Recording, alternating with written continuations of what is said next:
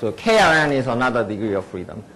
Okay, so there's actually 3 degrees of freedom. So it turns out to be a cell. So actually how many sort of different geometry you can put on this pillow in this way is actually a cell of 3 dimensions. So it's actually R3, right?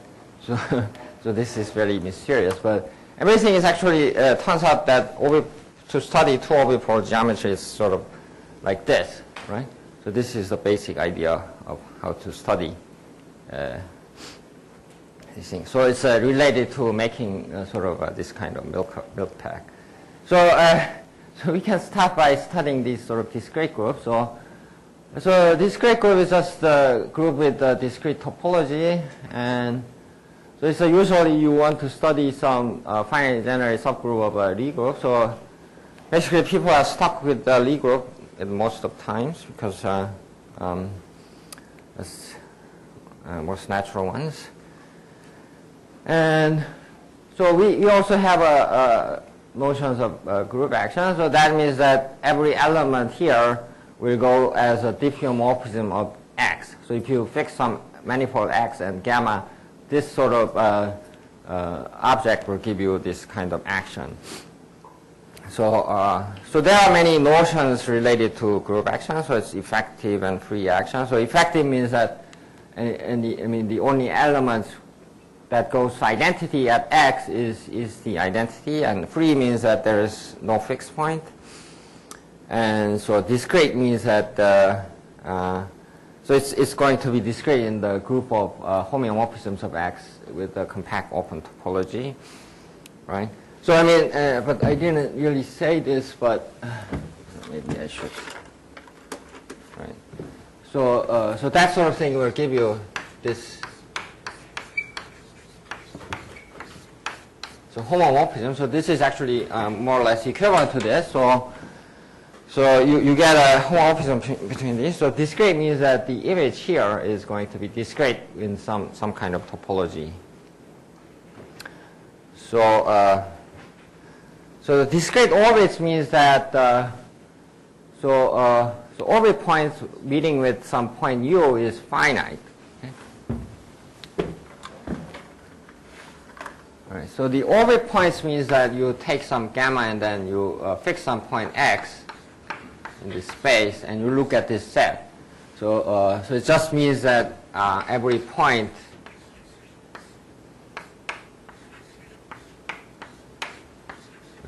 so that's the orbit, and discrete orbit means that these points will be sort of separated. Okay, so for x. So for open set, there's only finitely many of these things.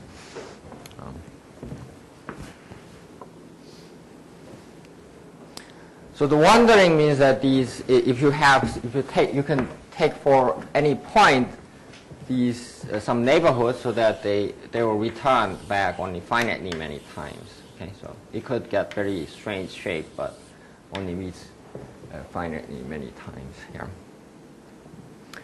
And properly discontinuous means that so if you have some compact set, then so for each point you can find some compact subset so that the compact neighbor, so that these will come back only finitely many times. Okay. Right. Okay. So that's basically sort of basic definitions.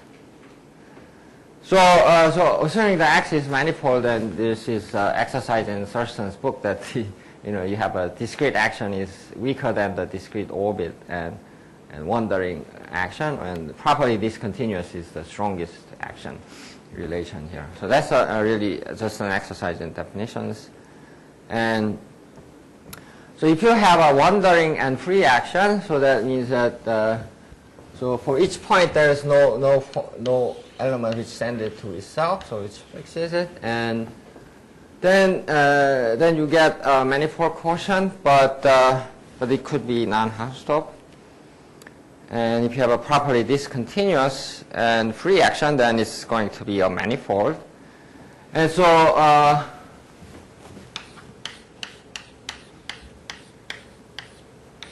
so this is called the covering map. So it's not really deep thing. And if you have a D group acting on X with a compact stabilizer, then it's properly discontinuous. So in most cases, we are okay. So that's the basic model of everything that the many mathematicians worked on. And so let's look at complete XG manifold. So is the ones like this. So if you have quotient by gamma, so gamma X free and properly discontinuous. Okay, so that's what this is about. And so even if you have these kind of quotients, sometimes they are equal. Okay, so when are they equal? You could have different gamma prime. Okay, but they are isomorphic if you can sort of conjugate one to the other. So that means that if you can find the map G, so that this group goes to this group. So conjugation really means that this quotient will induce a nice map. So the element of G will induce a nice map. So, or conversely, if you have a nice homeomorphism between them, then this is going to be this is going to be related by this conjugation. Okay.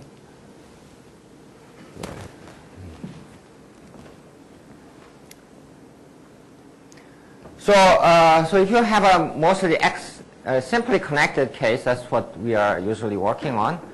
And so the set of complete XG manifold, XG structures. So this just means that so given M, you can realize it as some quotient like this. Then suppose you want to look at everything like this, everything that realizes this as a homeomorphism. Okay. So you collect all these kinds of things, but basically you want to regard these two as the same if you were related by this kind of thing, or you can sort of do some sort of small sort of isotopies to make it equal. Okay, so basically that's equal to just discrete representations up to conjugation. So studying this kind of modular space is nothing more than this kind of conjugation problem in algebra. Okay, so there's a sort of dictionary between topology and algebra here. Okay. Right. So basic example that we want to look at is something like this. So this is a free action and wandering action, but it's not going to be properly discontinuous. So for example, if you remove this point and then if you take any other point here, then this will be sent to different element, by different point by these actions. And also if you take some open set, any point you can take some open set. If you take it sufficiently small, then it's going to be, everything is going to be get disjoint if you act by these elements. But it's not going to be properly discontinuous because you can you can take this kind of compact set, which is a circle, and whatever you do, it will always meet. Okay? So what kind of action you do, it will meet. Okay? So it's not a properly discontinuous action. So, but now let's look at change this 1/2 to 2. Then it's going to be free and properly discontinuous. And so the basic reason is that you look at this domain. If you remove the 0, then so everything gets multiplied by twice. Okay? So no points gets fixed, and so if you take some kind of circle, it will get larger and larger circle. And so for example, if you take any compact set here, that it has to lie in some sort of big annulus, and these annulus can meet only finitely many times under the orbit. Okay, so that's why it's properly discontinuous. And next is this modular group. So you take A, B, C, D, which are integers, and with the determinant 1. And then you try to act on the upper half space. So this was sort of explained by Ingan Kim already. And so the hyperbolic plane is the upper half plane. So this will preserve the upper half space. So and in X properly discontinuously, but not freely here. Okay, right. So, for example, if you see this is going to be the upper half space, so my student drew this, and so, for example, this sort of this union of these two will be the fundamental domain here, and there's order 2 fixed point here, and right, this will be the order 2 fixed point, and this is order 3 fixed point, I think, and this side it will also go to infinity. So. So, for example, this infinite side and this is actually isometric triangles. So this is called ideal triangle, and the union of these two will be the fundamental domain. I mean, any two will do. So there are a lot of interesting sort of properties that I think we still don't know about these actions here, But it can be realized as an orbifold. That's the main point of this lecture, I think. So to study these kind of discrete groups, let's begin with some convex polyhedrons. So given Hn, you want to study what the convex subsets are. So Beltrami-Klein model. So in the open ball, if you look at this, so hyperbolic space is just nothing more than some kind of inside of an open ball here in the affine patch. So you can always, once inside the Rn, you can always talk about convex hulls without any sort of problems.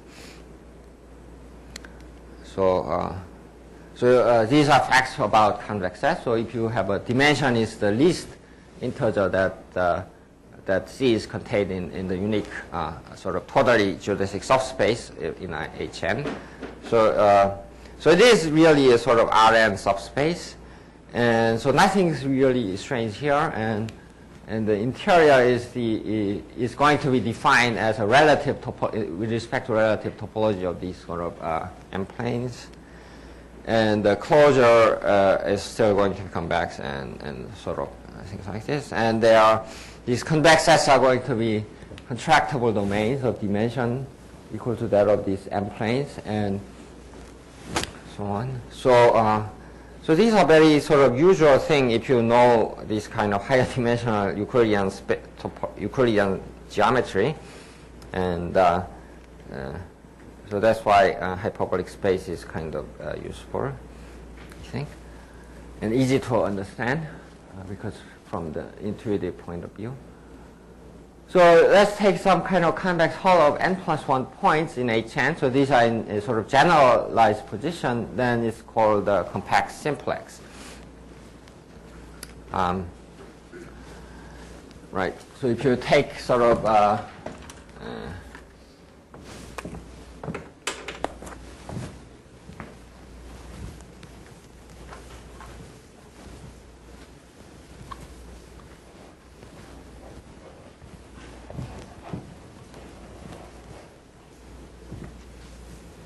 so I realized hyperbolic space as using the Beltrami-Klein model. So you're sitting inside some Rn, actually, which is actually in Rpn, and this is going to be some unit ball. Okay, so it's going to be defined by x is less than or equal to 1 here, and you can just regard this as having this is as a Euclidean space. Or actually, this is an affine space, but let's call it a Euclidean space. And so if you take any sort of n+1 points and then take the convex hull, then it's going to be a simplex. And you can even take the points in the boundary here, and it's going to be still be fine. And so then in that case, it's going to be called ideal simplex. Right. And moreover, you can do more things. So if you take any sort of a Euclidean polytope and do the exponential map. So for example, if you have a Bn, you have an origin here, and you take the tangent space. So tangent space is a Euclidean space, and you take some polytope here, Euclidean polytope, anything is fine. And you take the vertex vectors. And so now you exponentiate. Exponentiate in this sort of Beltrami model is just you just draw these geodesics. You can just keep continuing it with some factor. I mean here introduce. I mean the speed is not always 1. So the difference is only the speed. So as you go further and further, you slow down actually, right? Or if you go unit speed. So then you take the convex hull of these things, and then you get polytope. So you get a hyperbolic polytope here. So you always get a one parameter family of hyperbolic polytope if you have a Euclidean polytope, right? So that's a nice thing about hyperbolic space. So this is drawn by geometry center. So take a regular icosahedron with the origin here, and then you do this kind of expansion construction. So the icosahedron actually has a sort of angle greater than pi/2. So I'm not sure what this is actually, like maybe 72 degrees or something like this. I think it's greater than pi/2.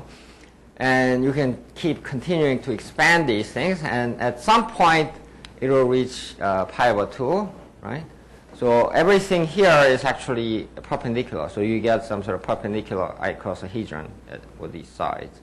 And so this is one icosahedron, but you remove one side here so you can see through it. And then this is another one.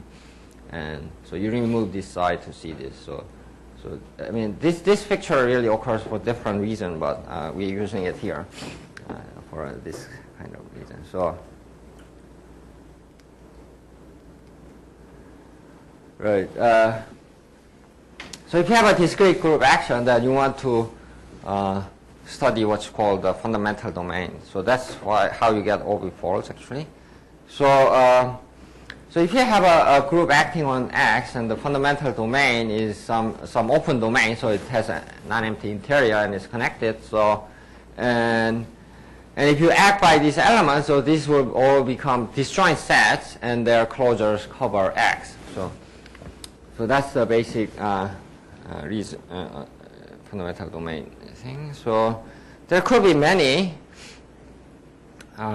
So you want this to be usually locally finite, and so if you lose this locally finiteness, then actually you may not be able to cover things in a proper way, but you want this locally finite property.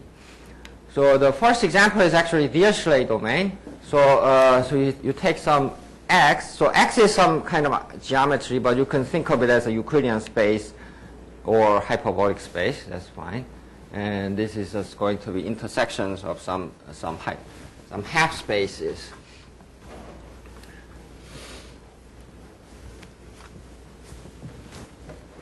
Okay. So let's take some point X here, and so you look at all the elements of these orbits. So Gx. Okay. Let's take U. Sorry, this should be U.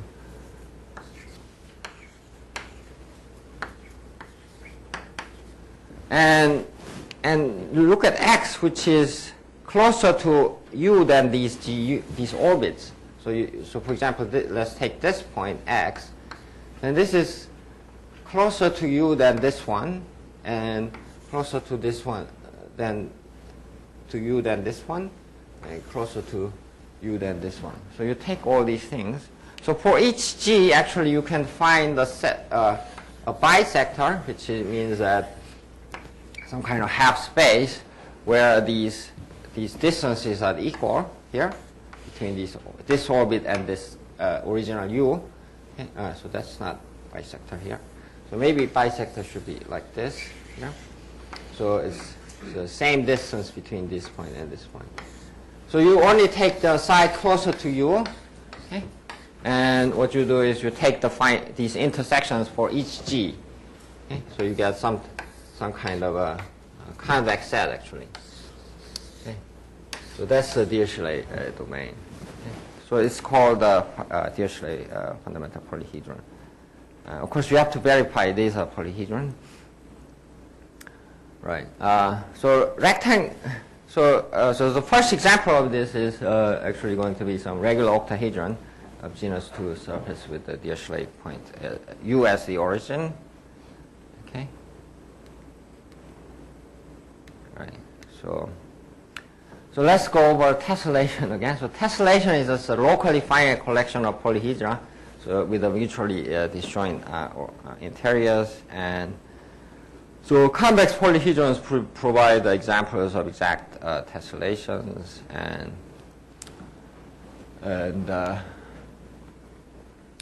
so if P is an exact convex polyhedron of a discrete group of isometries, then you can show these sort of elements will generate the gamma. So you have some kind of a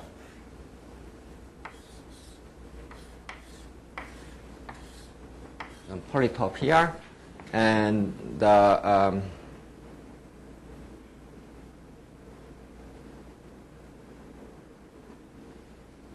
right. So if you have a fundamental polyhedron, then it's going to be exact tessellation because you can cover it by all these elements CF, which is going to be polyhedrons.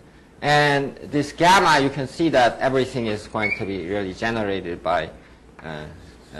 So if this is GS, GF, and this is F, and they are adjacent, then there's some element sending a side to side here. So if you collect all these G's, then it will generate this group. Okay, so here, this is the example of a regular octahedron with the side pairings. So let's look at the regular octahedron. So these will have an angle 90 here, and the side will be glued like this. So if you take A1D, and this will go to A prime K, right, like this, okay. And then from here, you go to, you look at this side and B1 prime K, and that goes to B1B here, 1B, and then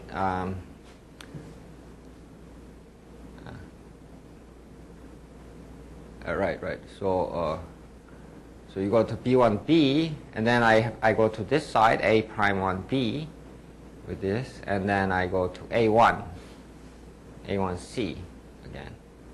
Okay.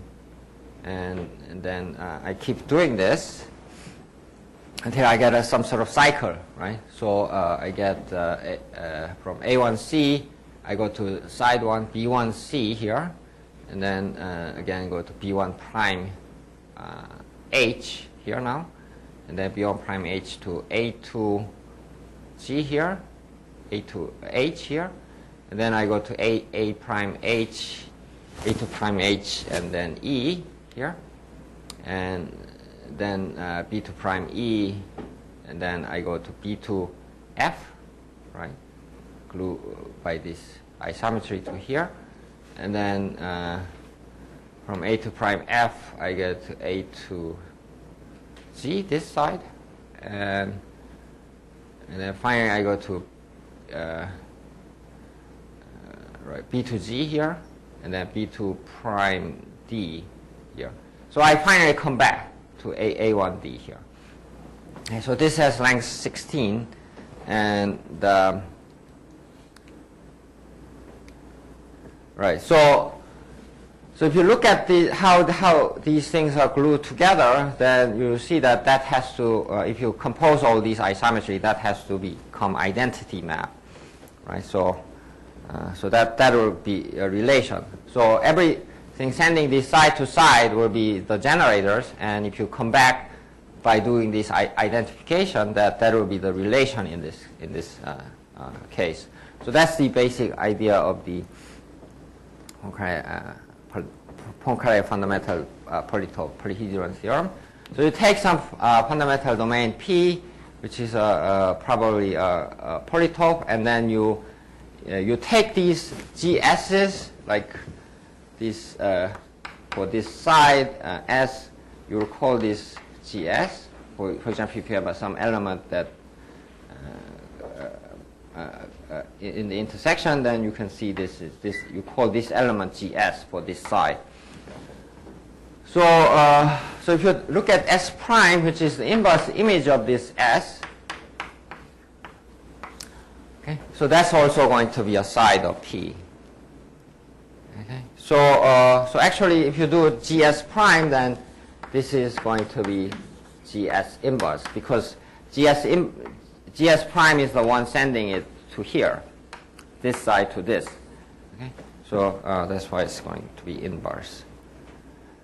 So let's take all these gamma side pairings for each side of P, and equivalence. You can make an equivalence relation on this P by taking these equivalent. If there's a side pairing sending one to the other, and you can make an equivalence relation, and this will be finite in this case. And you can also obtain the cycle relation, so that you take from certain side, and you take the some subside of the S1. So for example, in the octahedron, I took some vertex. You take some S, and then you take the vertex of that. So that's a side of a side, and then you obtain S1 prime by sending it to another where it's identified, and you keep doing that. And S2 is the image, and you keep doing these kind of things until you come back to itself. Okay? So then what we realize is that in this case, if you measure the dihedral angles, so the dihedral angles means this angle here. So if you start from S1 and if you choose S1 prime, then this will be the theta S1 prime S1. And for each cycle, if you sum up the angle, then it has to be some kind of rotation. But the main point is that this sort of rotation has to, this sort of fundamental polytope has to, I mean, if you glue these things together, it has to come back, and it has to tessellate the plane, I mean, not sort of overlap. So that's why it's going to be divided by some k, 2 pi to the k.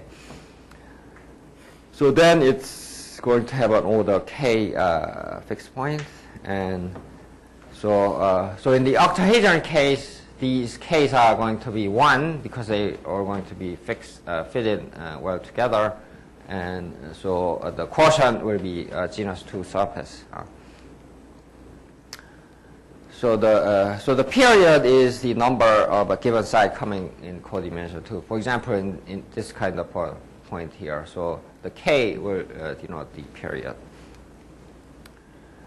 So so basically, if you have a nice fundamental discrete group and fundamental domain, you can construct these kind of things.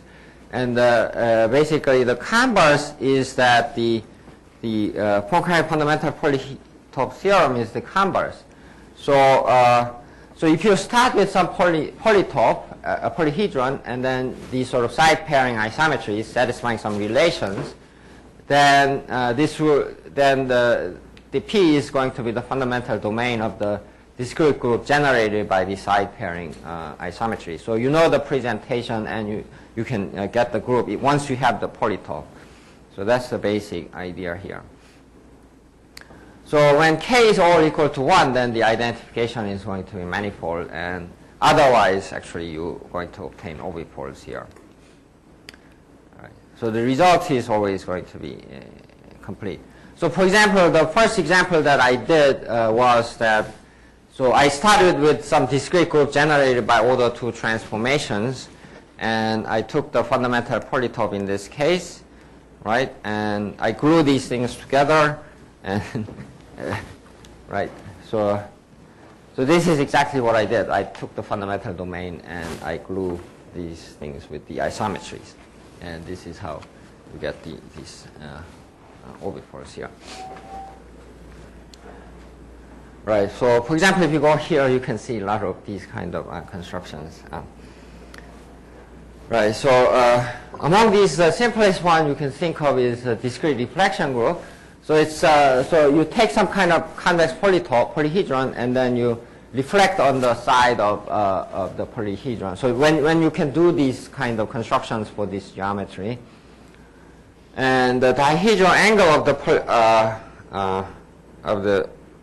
of the side will be some multiples of pi, then you can show that this satisfies the Poincare fundamental domain theorem, and you can get a discrete group this way.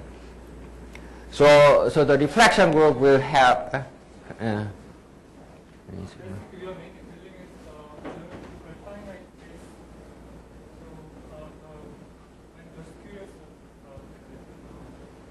Geometric finite case. Well, it does include every case here. It's geometrically finite or infinite volume or anything is fine. So polyhedron just means that it could have infinite volume polyhedron. That's fine. So this just basically have some kind of presentation. So SI just means the reflection here, and then if you do this kind of cycle construction for this kind of reflection groups,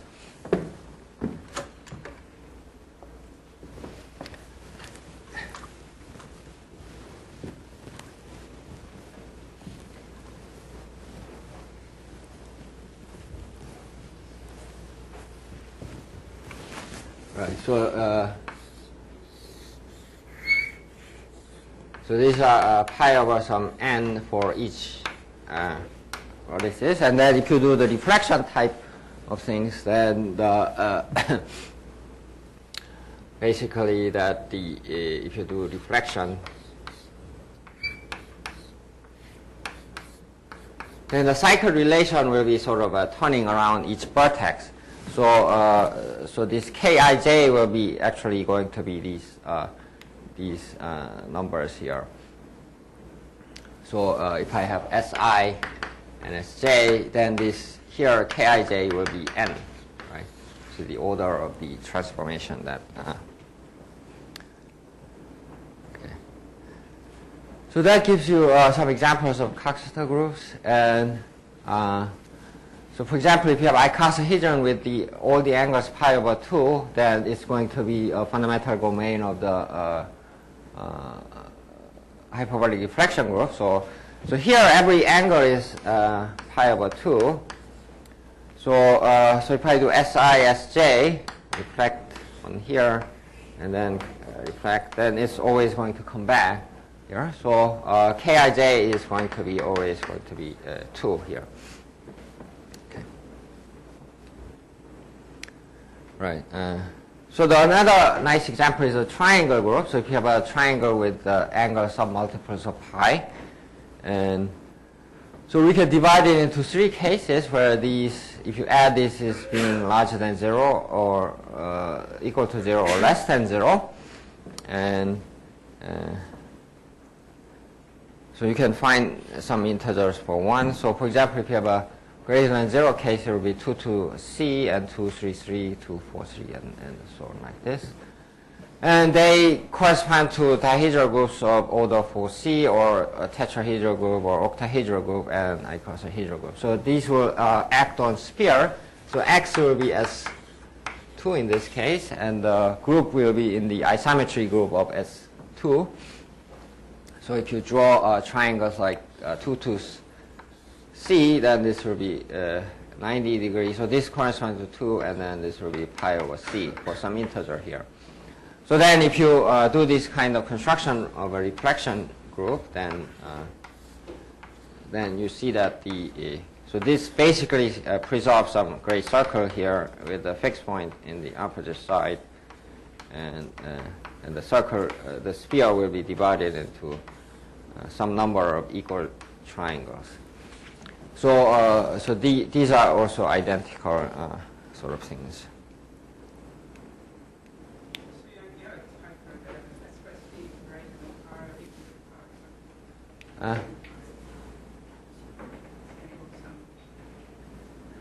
Equal to pi, not 0, right? Right, sorry. So this should be 0 pi here, right? Okay, so and then so it's all pi here.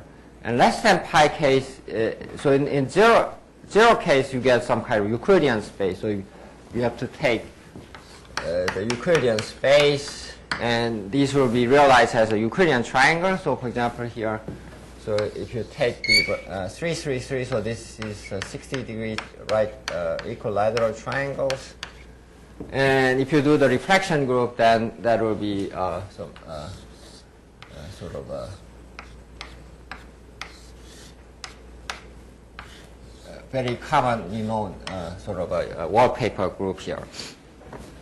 So, for example, this one is actually derived from this. So this is actually an equilateral triangle, and it's some sort of cover of this. So finite index subgroup, you have to cut it by some finite index subgroup to get the elements. And if you want less than pi, then this will be you will have infinitely many hyperbolic tessellation groups. Right. So so if I take 248 triangle group, then so this will have angle 90, and this is 45 degree, and then this will be pi over 8 angle, and then you sort of reflect along these sides. Then you can get this kind of diagram that goes to goes to infinitely small triangles. And you can do also ideal case. So now the angle is actually 0 here. So there is actually, you could do the reflection group, but you're not going to get any cycle relation, right? So this is actually a free group of two generators. Okay? I saw more to that, but it does have this kind of. It has an index 2 subgroup, which is a free group, right? Right. So this covers a discrete group case, and let's talk about pseudo groups a little, because we're going to need this. So basically, we are sort of interested in sort of classical geometry. So these are called Klein group geometry. So you start with some Lie group acting on a manifold. And the most obvious ones are going to be just Euclidean geometry, where G is the group of rigid motions, and spherical geometry is one where orthogonal group acts on the unit sphere. Okay. And of course, the hyperbolic group I didn't mention. So usually topological manifolds are really too complicated. It has really very strange effects of just using all the homeomorphisms. So restricting the local property, you want to introduce pseudogroup. So pseudogroup means that is just some set of homeomorphisms between some open sets. Okay? So it's just nothing more than some you take some sets and you take homeomorphisms between them. Maybe there are many more. So there are quite a lot of these things. And you don't take all of it, of course. And so it's just going to be some subset of all the homeomorphisms. And so these domains, so the starting open sets, you will cover X, and the restriction to some open subset is also in here. So if you have some map like this, and you take some open subset of it, that will, and then you restrict it to some open subset, and then the image is also restricted. And that's also going to be inside this pseudo group. And if you take any composition, so you take some homeomorphism here, and then there's another homeomorphism here, then this composition will be also inside the things. And then also, of course, inverse. So if you take this map and then you take the inverse, that will be also inside. Right. And also, you can take the union. So if you have a lot of homeomorphisms which agree with each other, then you take the union of that and make another map, which is going to be also in here. So the trivial one is ones which all these G's are just identity. So the starting domain and the codomains are the same. Okay? So that's called the trivial subgroup. So So any pseudogroup will contain a trivial pseudogroup because you take this one and then you take the inverse, right, and you compose. And the maximal one is going to be called top. It's a set of everything, so every homeomorphism between every two pairs of open sets. Okay. And so CR-DP homomorphisms between open sets is also going to be called CR. And PL is the piecewise linear one. So you take some open sets and you piecewise divide into triangles, and then you look at PL-DP homeomorphisms between them. That's called PL-DP homomorphism. And GX pseudogroup, it's just the ones where you restrict it to Lie group acting on some manifold, and so the restrictions on these elements of G to some open subsets. So that's going to be, so this is really smallest. So for example, this will be very large and smaller even here, and then maybe this one is smaller than this. And this is much smaller than this one. So for example, if you take X to be Rn, and so as an example, you see that the group of rigid motions acting on Rn is going to be examples here, and then orthogonal group acting on Sn. These are examples. And so G manifold is a manifold glue with special types of gluing within these pseudogroups only. So you restrict these kind of things, and then you paste together the manifold, right? So so the G manifold is something with this kind of G atlas. So G atlas just means that you fix some pseudogroup, and then so this manifold has some charts, right? And you require all these transition maps to be inside G, this pseudogroup. Okay? So if you have a property atlas like that, that's called G atlas. And if you take the maximal one, that's called the G manifold, if you have a manifold like that. So G atlas is a collection of charts which cover M, and any two charts are G compatible, which means this. Okay? And so of course I defined it the G compatible here.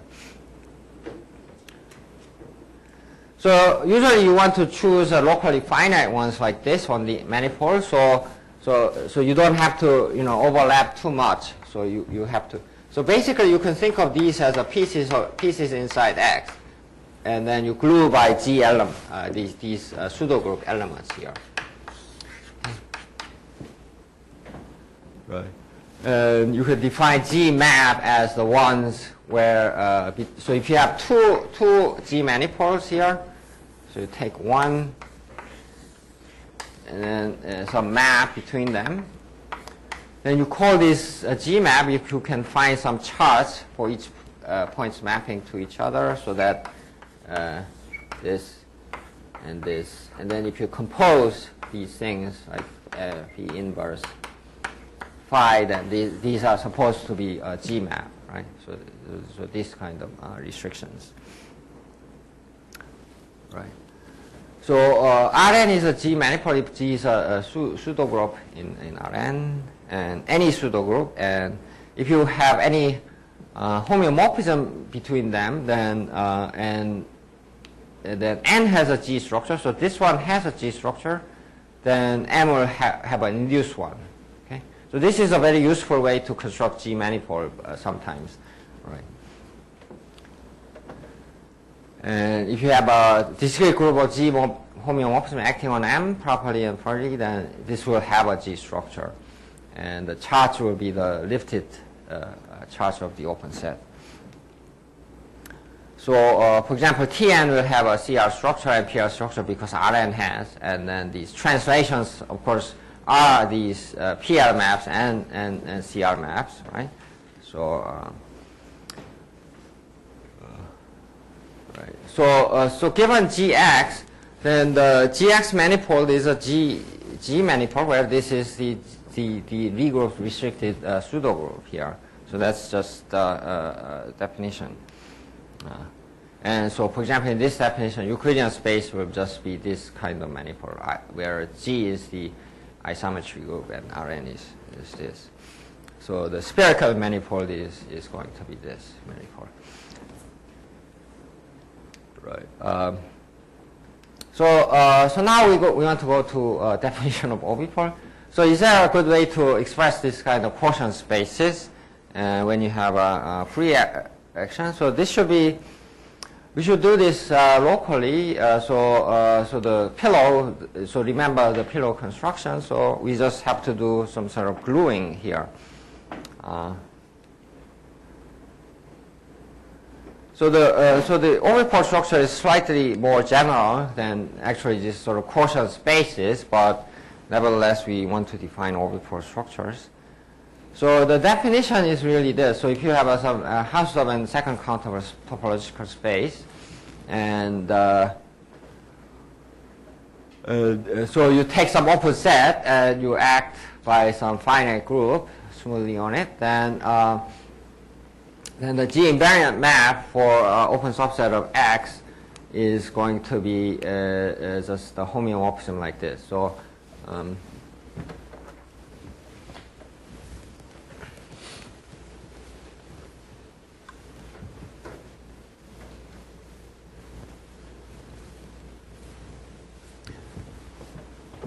right.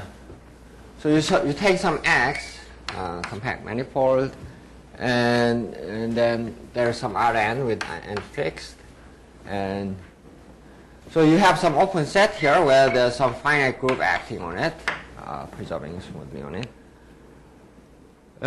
So I'm just using smooth for some particular case. It doesn't have to be smooth, but so then this G invariant map to an open set is so you define some kind of map to an open set here, and actually this is, so the homeomorphism is between these quotient space actually so this is U tilde. Okay. So orbifold chart means that you can cover these things every point with these maps. Okay. So it is some kind of a chart, but may not be one-to-one. And so you want to define what's called embedding. So so if you have some sort of chart, one chart here from U tilde, and so suppose you have something smaller inside, a small open set, and then so for this is covered by B tilde, then you want this to be some kind of there should be some embedding here, and the and of course making these commute, right? And then of course the inclusion map here inside. Okay, so in the image here. So this will be phi B tilde and then y U tilde. So that's called the embedding, and so equivalently this is just inclusion map, so that it will induce this kind of map which is equivariant with respect to this homomorphism. Okay, so this is, so there's some action of H here, and then there's action of G here. So this will be equivariant with G, and the I star G will be acting on the open set. That's the image of sorry, this should be G and this should be H, right? So so this image will act on, so the I star G will act on this image here. So that's the basic idea here. But of course this I is not going to be unique. You can change it by some element of H, right? And so so it's just defined, so this kind of inclusion is only defined up to sort of H. So this is right, but these images are going to be disjoint. So so you have this notion of embedding. So once you have many, you could have many charts, but they have to be compatible. So if they are compatible, means that whenever you have these sort of intersections between them, so if you have U and B, so this is U and B, so maybe covered by B tilde, and this is covered by U tilde, so this is U and B in X. And the basic point is that in the intersection, so at every point there are some neighborhood, so that these this will be covered by W tilde, and the basically these will be embedding, right? So these will be embeddings, right? So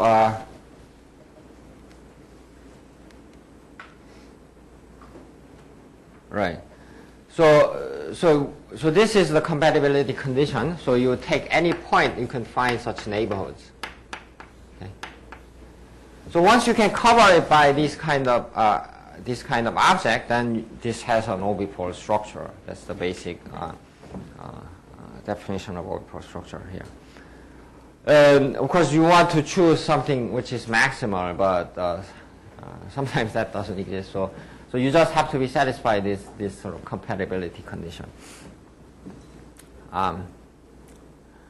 Also, you can allow this U tilde to be some half spaces, and you can get a boundary there.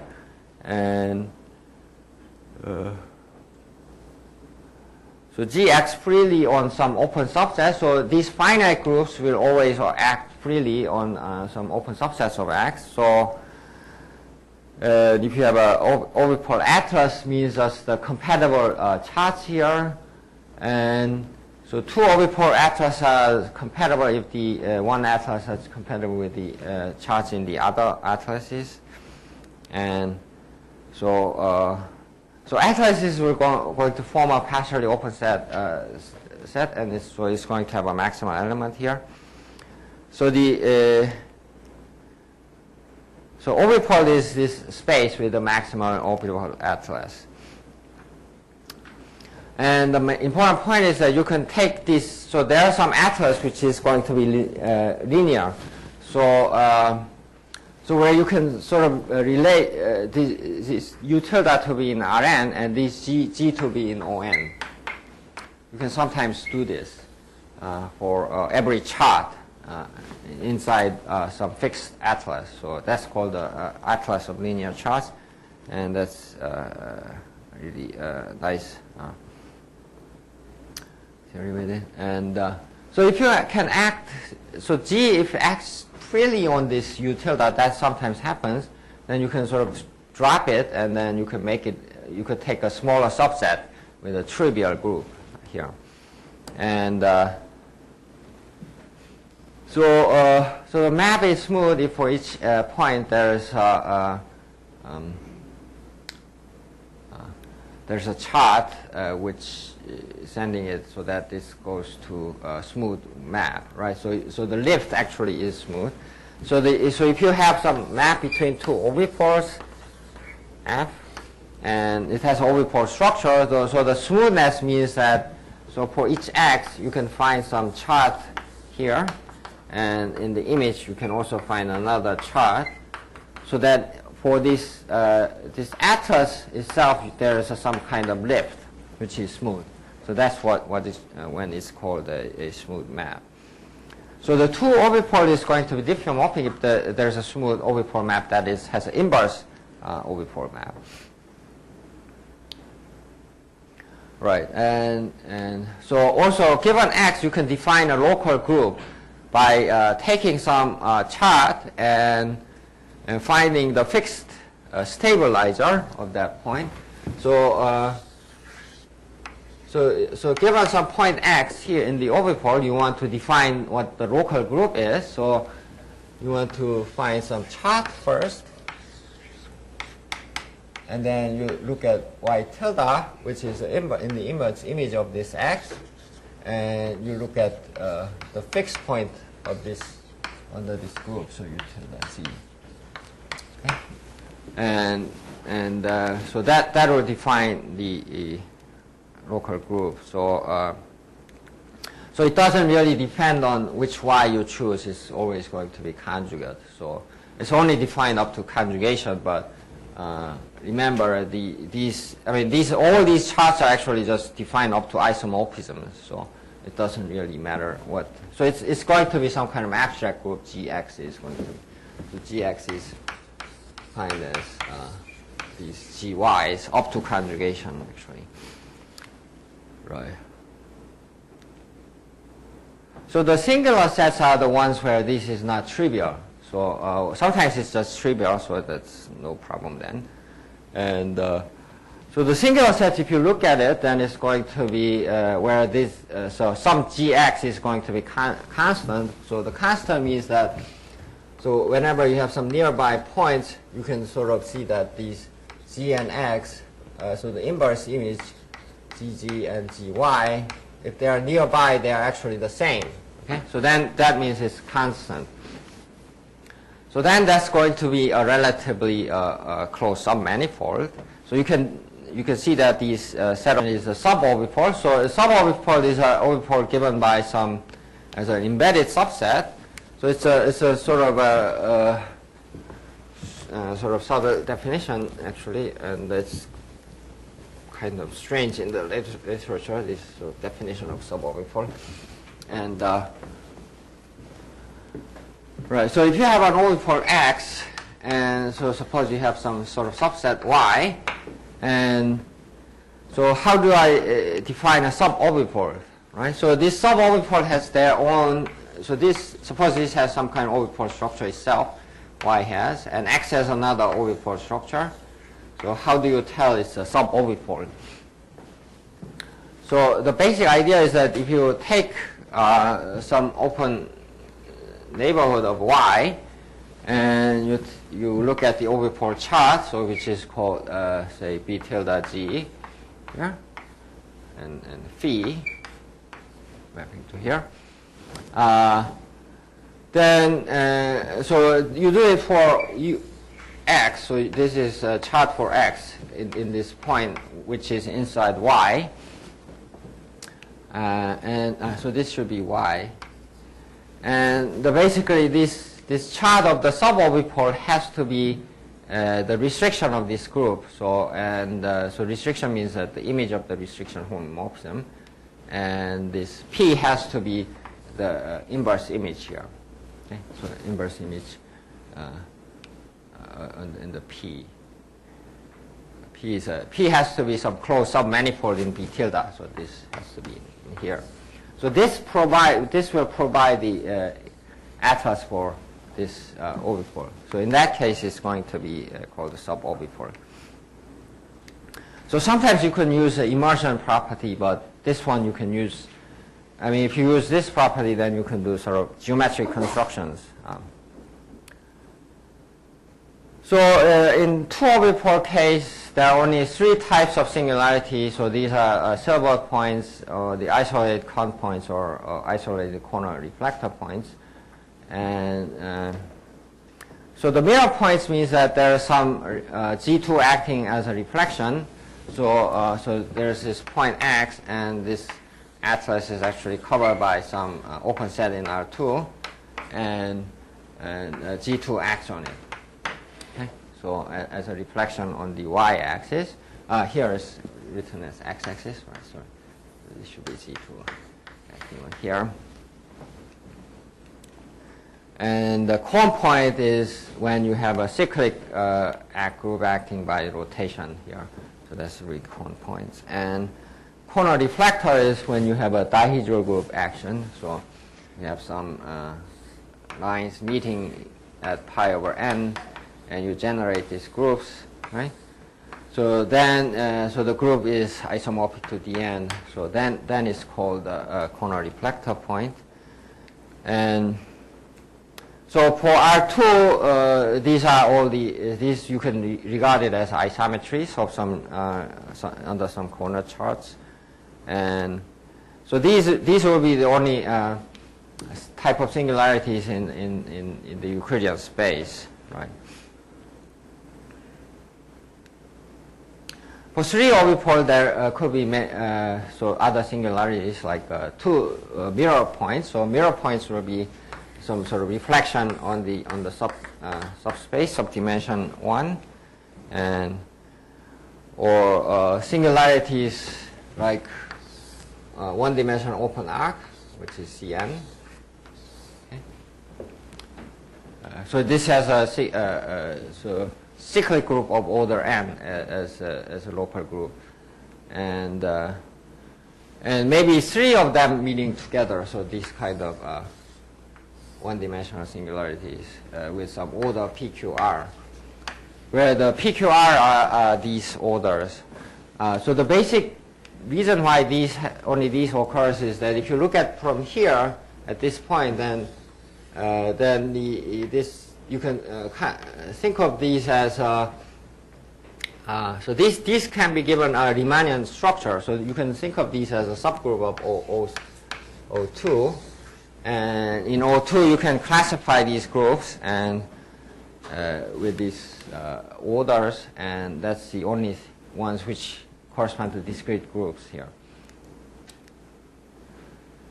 And so there's another type where you can have 3 faces meeting each other. So you have 3 faces meeting each other at so one face is in the back, and so these faces will be mirror points, and only these the singularities will be twice of these of the order of this thing. So here these edges will have PQR orders, and that will be here. So another type is actually isolated singularities of order 2, which is that every point is sort of sent to opposite point. Okay, so it's going to the opposite side. So that's another sort of isolated singularity. But that's all these singularities here that you can in 3 dimensions.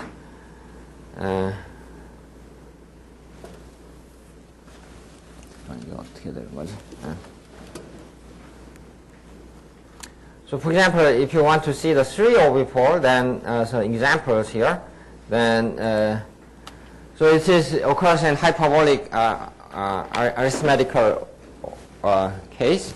So the quotient space here is S3 with this sort of one-dimensional singularity. So this will be order 3, 3, 6. And this is actually ideal vortex, so it's removed actually. It's not in the real point. You have to remove this point to get this orbifold structure. And so for example here it will be order 4, 4, 3, and there's some kind of a ring like this, and then this order 3, and these others have order 2s, so remember ones that are not written off. So there are a lot of complicated sort of orbifold structures that occurs from these sort of arithmetical structures. So for example, this will be quite an interesting kind of object, but so we don't really know everything about these things actually. No. Right. So the examples of orbifolds are just that the manifolds are orbifolds. But basically, I think if you see manifolds as orbifold, then you will have more charts than just the charts for manifolds actually. But it's really a sort of different object, but still manifolds, you can induce an orbifold structure on it. And so if you take some finite group acting on any manifold smoothly, then if you take the quotient, then it will be an orbifold with this structure. And if you take, say, Tn, and you act by some generator acting by -1. So what I mean is that if you have a Tn, you can think of it as a quotient of Rn by translation group, and there's an action generated by just minus identity. So for n equal to 2, then this is just going to be sphere. So if you have a torus, and if you do kind of rotation around 180 degrees, then you get a sphere with 4 singular points. That's actually pillow. And n is 4, you obtain a Kuma surface. So, right. So for example, if you have a torus here, and you act by this minus identity, what you get is rotation about this axis. So you get actually 4 singularities. So you have a sphere with 4 singularities of order 2. Okay? So that's called that's a pillow actually, right? And right. Okay. So